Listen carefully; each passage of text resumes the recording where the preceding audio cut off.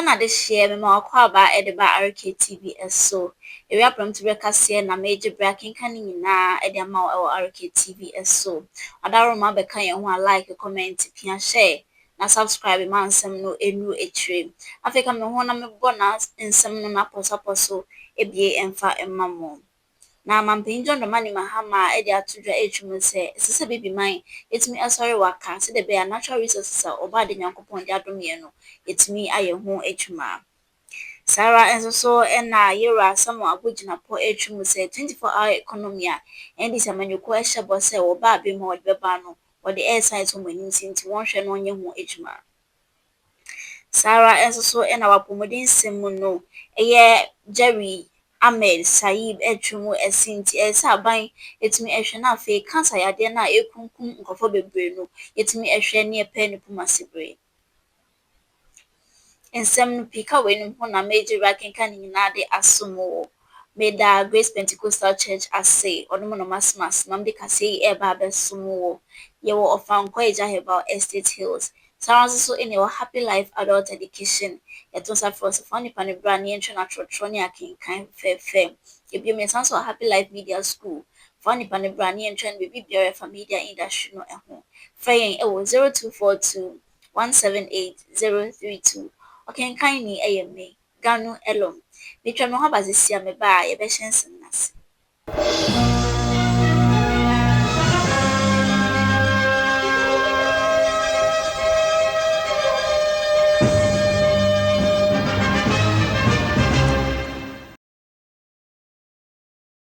Oda for me da was so jibre editwe me afi kam ho na yenhye ensem no ase na yenhye ase emfree mampanyi John Dramani Mahama na kwantu ode ahyehye so akopim e Zambia maimu na wode tudwa atre mpinfo no bi a wotwemu ese bibi man yetimi asori waka na afi natural resources a oba de nyankopon ede adom ye bi te say yen gold ye bauxite ye timber ene nyama ke kan ho pi no bibi maimu no ye wo bebre ni sent na say yetimi asori na afi sanwema no yetimi eye ho adwuma na bibi man yetimi afa ne tuma pa ede fra. To achieve economic transformation, Africa must not be ashamed to leverage its comparative advantage in its natural resource endowment. Africa must exercise greater sovereignty over its natural resources if it is to create prosperity for its people. The era where we parceled out large-scale concessions to speculators who then turned around and flipped them for huge profits must end. We have the know-how,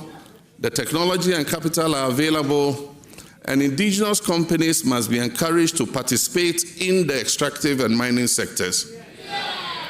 We must support our indigenous private sector to capture the commanding heights of our economies. In Ghana, mining and the extractive sector play a significant role in our economy. And much like Zambia and other African countries, we are the source of critical minerals like gold, bauxite, and manganese. And yet very little value is added to these minerals locally. My country is changing that narrative.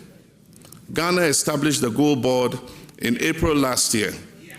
to take control of and regulate our gold exports. The Gold Board was given sole authority to export gold out of Ghana.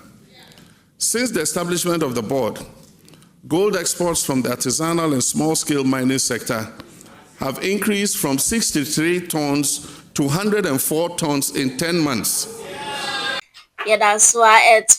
Area pram to bekase no eso nene no mahebedwani e de ma da mongo yera samo Jinapor e de nsebia to ya wotwum ese 24-hour economy a endi samanyuko no ehye se dankwa mebie to aba e de ma omo no mo ba be mo de beba no sisi ano be afi ba kunye e no mo aba abegu ne mo 24-hour economy no yenhu bibi biara e fa ho ne sent no de tudwa e tre endi samanyuko no se it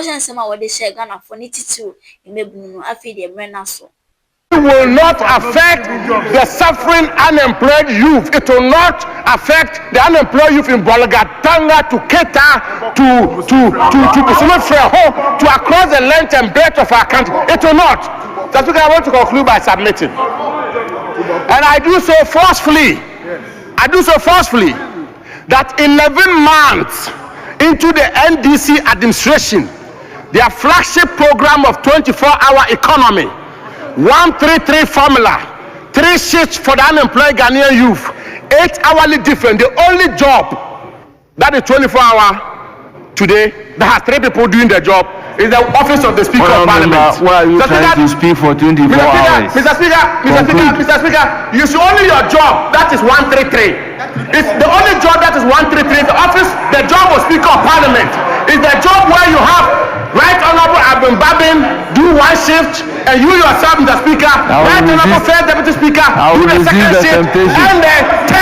the 2nd Deputy Speaker does the 3rd shift. The only job in Ghana that is 133 is the job of the Speaker of Parliament. But no, that is not 24 hours, and that is not 8 hourly shift. You don't do 8 hourly shift, Mr. Speaker. Edofo my yenswa area prem to beka sie no esune da so a ejina mahye bedwefie ho na wukwada yi na won san ekọ asetina metwe Ghana mpanyifo sire bebedi nkomodi afa ya pomode ho nsem ho na yede ba kwa ekuti Ghana ma cancer yade na 2nd deputy minority whip era Jerry Ahmed Shaib abra woni mpanyifo ekasa no di tujo etwum sem senior NDC amanyoko esi ekasa de afa Mahama Cares Foundation ekamia wakoye se won mo ede ya amanyosem ne senti no odi tudwa atwum se ese ede amanyosem ne to nche na afa yetumi pe cancer yade ne pomasibri ene ne kofa bai ene kwan yebetumi afa so ne edi aso sa hawo nyina no esanse edi Ghana ma bebre na enya. Speaker, I have averted my mind to a few issues, one of which is that even with this statement, we have had some few political twists to it. Instead of people concentrating on the gravamen of the issues, you would realize that respectfully, almost every speaker on this side found reason to link it to the Ghana and to continue. You would also understand that when you go to Kolibu, one of the biggest health facilities that is used in treating cancer is the Urology and Nephrology Center, which was constructed and commissioned by His Excellency President Nana Addo 2020. Honorable Speaker, it tells you that new cancer cases in Ghana annually is 28,000. That is something to worry about instead of doing the usual politics. It also tells you that annually almost 18,000 people Area prem to beka sie no enu go so rehwe wada roma obeka yen ho an ma orenti so be like obe comment pia share na subscribe ma insem no enko nenim na yetwa so a ene no colleclote municipal assembly e de amanibo bi aba ono mo etude etwum so kopim osu cemetery betwem se ye bia ya osu hono ma atesem etwum se nipa no bi ekotutu sebe nkofom a wedi kan esi wondeda na fe asase na oyedi kan esi obi wo hono wasanso aton asase na e de ama ofofra opese wo se wo mu na ene no municipal chief executive Yera Alfred Ato alote gaze no nsem trofo ekasa ye say na wadi tudra. Thank you so much for your time. In fact, we had in the news that this activity of assuming or digging the same grave area to bury. So what we did was to send attachments to go and have them. And really, these activities were going on. But because normally when you give permit, you don't go there to look because we have people working there. We assume that there are spaces that they are buried. But since we had the complaint, we moved our task force in there to look, and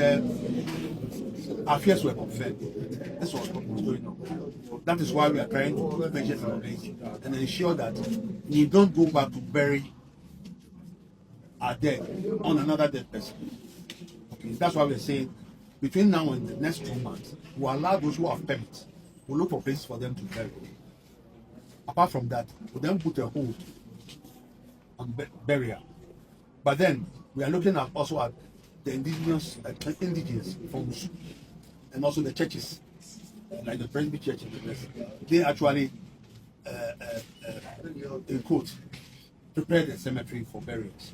So we will give opportunity to them anytime they want to bury so that we can look for spaces. Till we finish for audit, we can allow people to come outside of municipality to bury. Enti no senior yewura Alfred ato alotegezi akyerɛ no saa bere deɛ wɔn de ɔhyew anaasɛ ɔhyɛ de ato osu cemetery no so sɛ esi ano deɛ obi biara ntumi nkonkosie ne nipa wɔ hɔ kosi sɛ wɔn bɛsan abie mu sɛ afei de obi betumi akosie ne nipa wɔ saa beaeɛ hɔ no. Na yɛnwie kaseɛ no n'ani no kokokuafoɔ de amanneɛbɔ bi abɛto dwa wɔn de sobɔ ɛrebɔ cocoa board sɛ efi last year November bosom mu a besi ɛnnɛ ɛka cocoa board de di akuafoɔ no nyɛ ka ketewa 10 billion ne etwa ne sɛntiani no wɔn retwe wɔn adwene esi so sɛ ɛka a wɔn de cocoa akuafoɔ no wɔnhwɛ na wɔntua ma wɔn. Nea mighty minority caucus yɛka ne sɛ aban ntua ɛka a wɔde cocoa akuafoɔ nyinaa cocoa akuafoɔ de wɔn cocoa akɔma license buying companies no ɛyɛ cocoa board ɛna adelegate wɔn sɛ wɔn ntɔ cocoa ɛma cocoa board nti wɔn ntɔ ɛma wɔn ho nti wɔn tɔ cocoa no na wɔn de ba take over centers no a na cocoa board cocoa wɔn atɔ bia na cocoa board reimburse wɔn cocoa a wɔn de aba nyinaa no cocoa board ntua wɔn ka disesi a yɛ kasa yi wɔn de license buying companies na wɔn tɔ cocoa efiri akuafoɔ hɔ no wɔn de wɔn ka yɛ a etwa mu 10 billion Ghana cedis kura nti sesei license buying companies ne sɛ wɔn ntumi ntɔ cocoa biem efi sɛ mmoa a ɛkɔ adidie ne nyinaa no baako kura nsan mba fie nti wɔn ntumi nka ebiem nsan enwum ɛnɛ akuafoɔ ma ɛte fie wɔn ntumi mfo wɔn nkɔ school wɔn ade die mu kura no ayɛ den ayɛ ba bɛto aba no yɛwura ato force ne yɛwura erikopoku wɔn ka sɛ wɔn bɛma akuafoɔ 6,000 anye yɛ kura no wɔn ba yɛ 6,000 no ayɛ nsa nka wɔn to mu de kɔ efiri 3,100 de kɔ 3,225 ɛna wɔn san de 400 ka ho ɛna kɔyɛ 3,625 akuafoɔ de amemmenefe agye no saa ne kuani akɔtɔn ne cocoa efiri November, December, January na atwa mu yi na ne yɛ ma werɛhoɔ ɛyɛ me ya ɛne nsɛm a yɛwura chief executive ɛka kyerɛ amansan ɔse ne enti a akuafoɔ wɔn ntimi ntua akuafoɔ ka ne edi kan ɛne sɛ nanado danko akufo ado ɛne n'aban ɛkɔgye syndicated loan na syndicated loan no wɔn ntimi ntua ndise aban foforo yi ɛkɔ sɛ wɔn kɔpɛ loan no a yɛmfa ma wɔ ɛno na mesrɛ mo sɛ nsɛntwerɛfoɔ monkɔ ne hɔ na mommusa ne sɛ sika sɛn ɛna nanado danko akufo ado ɛkɔgyeeɛ na emu sɛn ɛna otuaeɛ na emu sɛn ɛna wɔntumi ntuaeɛ na a whole chief executive of Ghana Cocoa Board wotwa ɛntorɔ kɛseɛ sɛ cocoa board ɛkɔgyee bosia yɛntumi ntua ɛno nti na wɔntumi ntua akuafoɔ ka ɛnyɛ nokorɛ afei wɔsan ka sɛ cocoa board ɛyɛ contract rollover no ne sɛ woyɛ projection sɛ afei yi mɛti cocoa 800,000 metric tons enti mo de emu bi ebesia wowa na magye bosia ɛde ato cocoa no ebia ne biribi asi last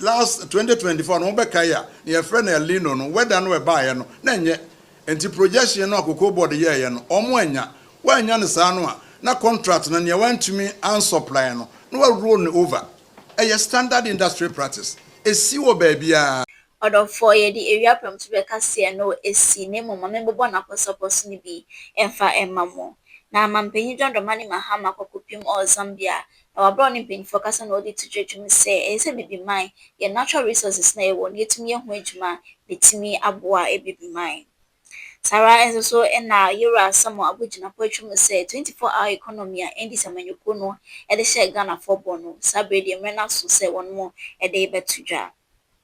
Sara nso so na apɔmuden nsɛm yɛwura Jerry Ahmed Shaib atwam sɛ ɛyɛ cancer yɛde na ɛdi Ghanafoɔ bebree na anya no yɛtumi ɛhwɛ na yɛpɛ ho nsoano. Mamenkɔso a ɛmfa da ɛma bɔ for masene Grace Pentecostal Church afei nso so Happy Life Adult Education in ebiom no Happy Life Media School na mesan so ɛda production team ne nyinaa ase so masene no maboa ama wɔn so nya brɛ ɛde ahwɛ no etie nya megye banking kan kase no ɛde ma wɔn medi ɛde gano elom aseda ne bi enko emma wo a wogibre e de hwe yen ye de enwumere no nsia kase no ebeba abesom se enwumere no nsia ebo pepepe a mamumo e de hwe